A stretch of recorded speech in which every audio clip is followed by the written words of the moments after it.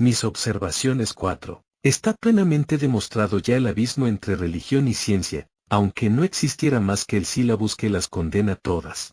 Pero he aquí que dice usted, que el señor Podestá no conoce la Biblia porque afirma que la concepción geocéntrica no pertenece a la Biblia, y en este punto, tomado por el señor Podestá en el sentido como interpretan los clérigos la Biblia, tiene razón, y el señor Montemayor, interpretando literalmente lo que se lee en la Biblia a este respecto, también tiene razón, y sin embargo, ninguno tiene razón achacando que la Biblia es de Moisés, puesto que no es de él, ya que Moisés tenía la doctrina Veda, donde los conceptos de la creación son bien diferentes y tampoco efectivos.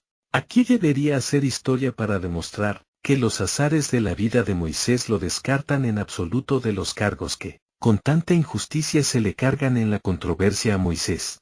Pero en un folleto publicado con el discurso del obispo Strauss-Mae, está relatado, aunque compendiado, el nacimiento del Cristo Dios, el mismo día que Moisés derrotó a Faraón, y allí hay fundamentos históricos que deshacen las leyendas y cuentos católico-cristianos, y aquí, conviene decir que, si Moisés hubiera podido abrirse camino seco por medio de las aguas, millones de veces habría podido mejor evitar la batalla que lo puso en grave peligro.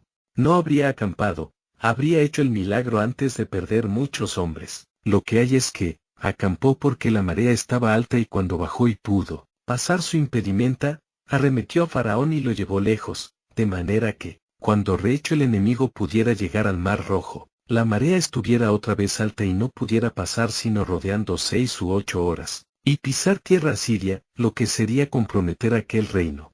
Su plan estratégico le salió bien como todo lo que bien se mide, y cuando Eteques llegó al Mar Rojo, ya le prohíbe el paso y su derrota era inevitablemente confirmada, sin esperanza de revancha.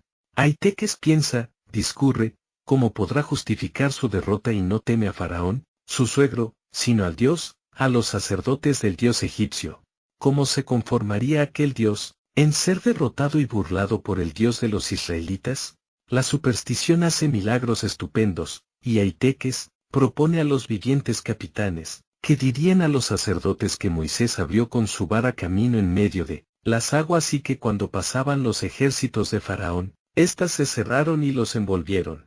Ya, la ciencia no materialista, no duda del sonambulismo, ni se atreve ya a negar las facultades medianímicas y desdoblamientos, ni las videncias, y todo esto sí que lo poseía Moisés y tenía a su hermana María llamada la profetisa, y por propio interés, Moisés la ponía en posesión y sorprendió los secretos de Eteques. Sobre el milagro de abrir Moisés las aguas, y Moisés lo aprovecha para intimidar al rey de Siria, el que al saber el relato por los egipcios, deja a Moisés acampar y pasar por su reino, temeroso de que a otro golpe de vara le destruya el reino. Esta es la verdad ocultada. Y bien, es responsable Moisés, de que el miedo, el temor a Dios de los egipcios, le hagan hacer un tan estupendo milagro que él sabe aprovechar, ya que necesitaba de todos los extremos, de todos los medios, para llegar al fin que se había propuesto de salvar al pueblo esclavo. Una religión inventó el milagro, los levitas de Israel lo sostuvieron, y otra religión que nace más de 20 siglos más tarde, deshace aquel pueblo y sigue ella sosteniendo aquel milagro, es decir, mata lo racional para robarle lo irracional. Por consiguiente, no es Moisés el que se burla de la humanidad, no es el místico, no es el religioso, no funda ninguna religión, ya que como misionero y legislador viene a salvar a los hombres de la esclavitud, implantando el decálogo, como única ley. Todo lo demás, son embustes religiosos, antiguos y modernos, de los que nada tiene que ver Moisés, y sería de ver, si el señor Montemayor, ni todos los que motejan a Moisés, ni Darwin ni todos sus monos, serían capaces de la acción libertadora de aquel dramaturgo burlesco, del que ninguno seríais digno, Lazarillo y res non verba.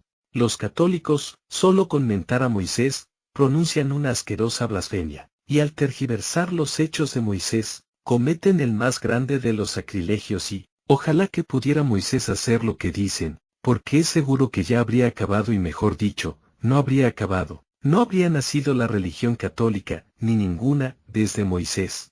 ¿Qué más he de decir? Un punto muy interesante acude a mi pluma, Leo algunas obras y autores que merecieron la confirmación de su valor, con los autos de fe de la cristianísima religión, y el señor Montemayor ha arrimado el ascua a sus sardinas solamente. Todas esas obras y autores son de los siglos de las tinieblas y no es mucho de extrañar, aunque sí de sentir. Pero ¿qué me dice usted del auto de fe, hecho a las obras de Kardec, en plenísimo siglo XIX, siglo de las luces? ¿Qué significa esto en un tiempo en que ya, hasta la electricidad había nacido, es decir, los hombres, libertos del yugo opresor de los papas, en que la masonería se imponía y el liberalismo triunfaba y el anarquismo tomaba cuerpo? ¿Cómo se explica que el anarquismo desconozca el espiritismo que sufre un auto de fe en plena luz de las ciencias?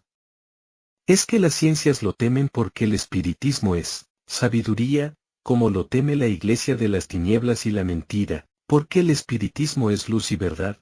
¿Y qué valen, en tal caso, las ciencias más que la religión? ¿No es esto declararse las ciencias, o sus hombres, cómplices de la religión en contra del espiritismo, del que, quieran que no, cada hombre forma parte, porque solo por el espíritu se es hombre?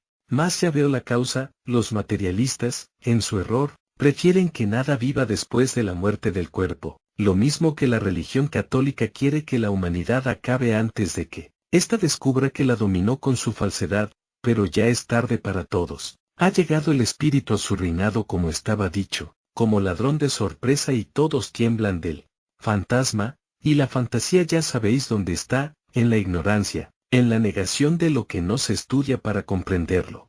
La religión católica ha sabido denigrar al espiritismo, creando el espiritualismo, que es la negación del espiritismo, y ha fomentado las adivinas, los charlatanes y supercheros. Pero ¿qué importa? Al fin, la verdad se descubre siempre dominadora y acaba el error.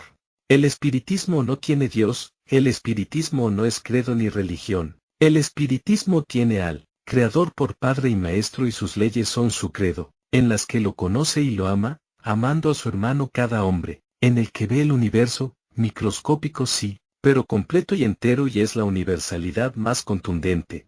He ahí todo el secreto de la ciencia sin error y sin vacíos. Conócete a ti mismo.